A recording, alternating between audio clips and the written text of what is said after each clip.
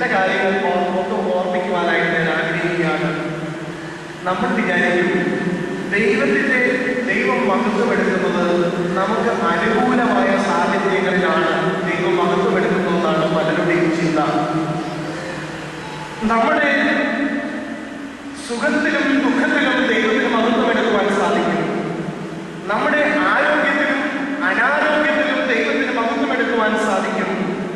നമ്മുടെ ലാഭത്തിലും നഷ്ടത്തിലും ദൈവത്തിന് മഹത്വമെടുക്കുവാൻ സാധിക്കും. എന്ന് പറഞ്ഞാൽ എല്ലാ മേഖലകളിലും ദൈവത്തിന് മഹത്വമെടുക്കുവാൻ സാധിക്കും.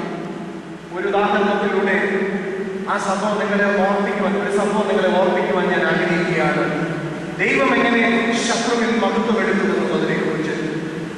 എനിക്ക് വളരെ പരിചയമുള്ള ഒരു വ്യക്തിയാണ് അന്തർമാൻ എന്ന് പറയുന്ന ഒരു വ്യക്തി. ഒരു മുസ്ലിം സഹോദരനാണ്. ഈ അന്തർമാനെ കാണുമ്പോൾ ആ പ്രദേശത്തുള്ള എല്ലാ ആൾക്കാരും പേടിക്കും. കാരണം അയാളൊരു മീൻ കച്ചവടക്കാരനാണ്. അയാളുടെ അരയിൽ ഒരു വലിയ ബെൽറ്റുണ്ട്. ആ വലിയ ബെൽറ്റിന്റെ പല ഉറകളിലായിട്ട് പല കത്തികളിരിപ്പുണ്ട്. വലിയൊരു മീശയാണ് അയാൾക്കുള്ളത്. അതിനേക്കാളെല്ലാം ഉപരി വലിയ തടിമാടനായ ഒരു മനുഷ്യനാണ്. ഈ അന്തർമാൻ മത്സ്യം വിറ്റിട്ട് തിരിച്ചു വരുന്നത് 4 കാലിലാണ് വരുന്നത്. അയാൾ മദ്യപിച്ച് മതോന്മത്തനായി കയ്യിലിരിക്കുന്ന കപ്പിയൊക്കെ എടുത്ത് ഇങ്ങനെ പിടിച്ചുകൊണ്ട് മുമ്പേ വരുന്നവരെ കുത്തുവാനും വഴക്കുണ്ടാക്കുവാനും അവരോട് കുസ്തിക്കുമൊക്കെ ആയിട്ടാണ് ഈ അന്തർമാൻ വരുന്നത്.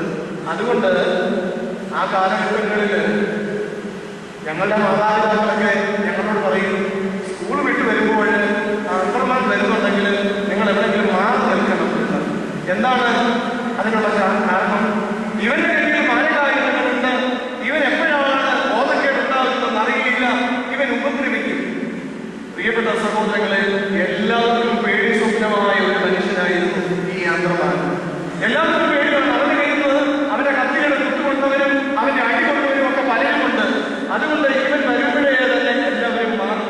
പ്രത്യേകിച്ച് അവന്റെ ഭാര്യ പോലും അവൻ മദ്യപിച്ച് വരുന്ന സന്ദർഭത്തിൽ അവന്റെ അടുക്കിലേക്ക് പോവുകയില്ല. ഇതായിരുന്നു ഇവന്റെ സ്വഭാവം. പ്രിയപ്പെട്ട സഹോദരങ്ങളെ, ഇവൻ നാട്ടിലുള്ള എല്ലാവർക്കും ശത്രുവാണ്. എല്ലാവർക്കും ഇവനെ പേടിയാണ്. ഇവൻ ഭീകരനാണ്. ഇവന്റെ അടുക്കിലേക്ക് ആർക്കും പോകുവാനായിട്ട് സാധ്യമല്ല. ബോധമുള്ളപ്പോഴും സുബോധമുള്ളപ്പോഴും ഒരുവിധപ്പെട്ട മര്യാദക്കാരായ ഇവന്റെ അടുക്കിലേക്ക് പോവുകയില്ല. എന്നാൽ വർഷങ്ങൾക്ക് ശേഷം ഞാൻ ഈ അന്തർമാനെ കാണുവാൻ തക്കവണ്ണം ഇടയായി. ഞാൻ ഷമ്മാശനായിരിക്കുമ്പോഴാണ് ഈ അന്തർമാനെ കാണുവാനായി ഇടയായത്.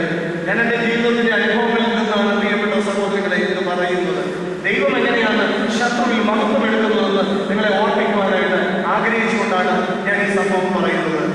ഞാൻ ഷമ്മാശനായിരിക്കുന്ന സന്ദർഭത്തിൽ ഒരിക്കൽ കോട്ടയത്തിൽ നിന്ന് എൻ്റെ വീടായ ശൂരനാട്ടിലേക്ക് ഞാൻ യാത്ര ചെയ്യുമ്പോൾ ശാരീരത്തിൽ വന്ന് ബസ്സിൽ കയറി, ശാസ്താംകോട്ടയ്ക്ക് പോകുന്ന ബസ്സിൽ കയറി ഞാൻ ഇരിക്കുന്നു. അങ്ങനെ ഇരിക്കുന്ന സന്ദർഭത്തിൽ ഒരു മനുഷ്യൻ ബസ്സിനകത്ത് കയറി. ആ മനുഷ്യന്റെ പ്രത്യേകത, അവന്റെ 2 കാലുകളുമില്ല. അവന്റെ കൈ മാത്രമേ ഉള്ളൂ, 2 കാലുകളുമില്ല. അവന്റെ ഈ നടുവിന് താഴ്വശം 2 കാലുകൾ മുറിച്ചു മാറ്റപ്പെട്ടിരിക്കുന്നു. അവൻ ആ ഭാഗം ഒരു ടയർ കൊണ്ട് പൊതിഞ്ഞ് കെട്ടി കയ്യിൽ ഒരു ടയർ ചെരുപ്പുമായിട്ട് ഇങ്ങനെ കുത്തി മുൻപോട്ട് ചാടി ഇരിക്കുന്ന ഓരോരുത്തരുടെയും അടുക്കൽ കൈ നീട്ടിക്കൊണ്ട്, സാറേ ചായ കുടിക്കുവാനുള്ള പൈസ തരണമേ എന്ന് പറയുന്നു. ഞാൻ എന്റെ അടുക്കൽ വന്ന് എന്റെ കുപായത്തിൽ ഒന്ന് തട്ടിയിട്ട് കൈ നീട്ടി ഞാൻ നോക്കിയപ്പോൾ ഇത് ആരായിരുന്നു എന്നറിയാമോ? ഏതാണ്ട് 10-12 വർഷങ്ങൾക്ക് മുമ്പ് പലർക്കും ഭീകരരും പലർക്കും പേടി സ്വപ്നവുമായിരുന്ന അന്തർമാനായിരുന്നു എന്ന് ഞാൻ നിങ്ങളെ ഓർമ്മിക്കുകയാണ്. ഈ അന്തർമാനിൽ ദൈവം മഹത്വമെടുത്തു. എങ്ങനെ? ഇന്ന് അന്തർമാനെ കാണുന്ന എല്ലാവരും പറയും ദൈവം ജീവിച്ചിരിക്കുന്നു എന്ന്. പ്രിയ ദൈവമക്കളെ, ഇതാണ് ശത്രുവിൽ ദൈവം മഹത്വമെടുക്കുന്ന അനുഭവത്തെ കുറിച്ച് ഞാൻ നിങ്ങളെ ഓർമ്മിക്കുന്നത്. അതുകൊണ്ട് ഞാൻ നിങ്ങളെ ഓർമ്മിക്കുന്നു, നിങ്ങളെ പിടിച്ച് അത് തല്ലി താഴെയിടുവാൻ ശ്രമിക്കുന്ന ശത്രുവാകട്ടെ, നിങ്ങളെ തകർക്കുവാനായി ശ്രമിക്കുന്ന വ്യക്തിയാകട്ടെ, നീ യഥാർത്ഥ ദൈവവൈദ്യനാണെങ്കിൽ, ദൈവത്തോട് മുടക്കം കൂടാതെ പ്രാർത്ഥിക്കുന്നവനാണെങ്കിൽ, അവയെ യാചന നടത്തുന്നവനാണെങ്കിൽ, നിന്റെ ശത്രുവിൽ ദൈവം മഹത്വമെടുക്കും. ഇസ്രായേൽ മക്കളുടെ ശത്രുവായ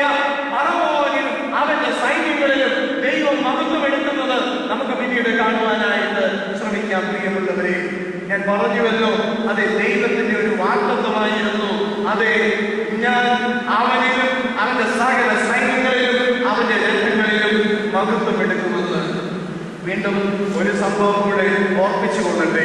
നടന്ന സംഭവമാണ്. അതിനെ വിപുലമാക്കി പറയുന്നൊന്നുമല്ല, നടന്ന സംഭവം തന്നെയാണ്. ഒരു ദേവാലയത്തിൽ ഒരു വൈദികൻ വളരെ ഭംഗിയായി ശുശ്രൂഷ ചെയ്യുന്നു. അച്ഛനും കൊച്ചമ്മയും 2 കുരുന്ന കുഞ്ഞുങ്ങളുമാണ് ആ ദേവാലയത്തിൽ ശുശ്രൂഷ ചെയ്യുവാനായിട്ട് പോകുമ്പോൾ അച്ഛനുണ്ടായിരുന്ന ഈ കൊച്ചു കുരുന്നുകൾ. അച്ഛന്റെ ശുശ്രൂഷകളൊക്കെ വളരെ നന്നായിരുന്നു.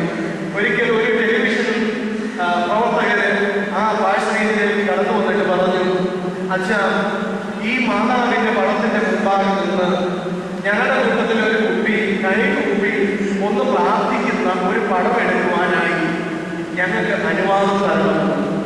അപ്പോൾ അച്ഛൻ ചിന്തിച്ചു, നല്ല കാര്യമല്ലേ, മാതാവിന്റെ മുമ്പാകെ നിന്ന് പടം എടുക്കുന്നത് ഒരു നല്ല കാര്യമല്ലേ.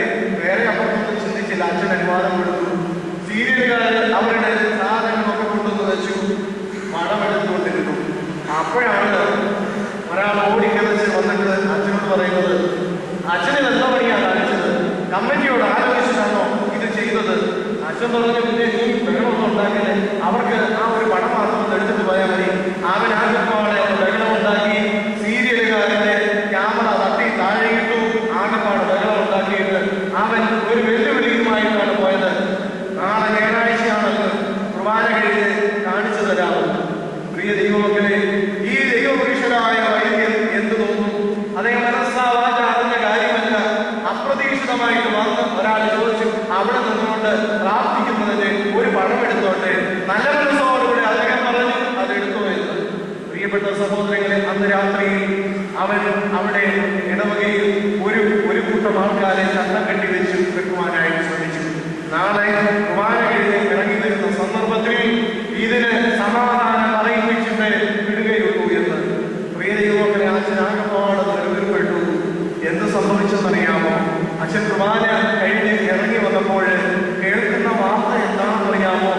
ഇന്നലെ ചാടിത്തുള്ളിപ്പോയ മനുഷ്യൻ രാവിലെ എഴുന്നേറ്റപ്പോൾ പാരലൈസിസ് ആയിട്ട് കിടക്കുന്നു. അവനെ ഹോസ്പിറ്റലിൽ കൊണ്ടുപോയിരിക്കുന്നു. അവൻ ഹോസ്പിറ്റലിൽ കിടക്കുന്നു.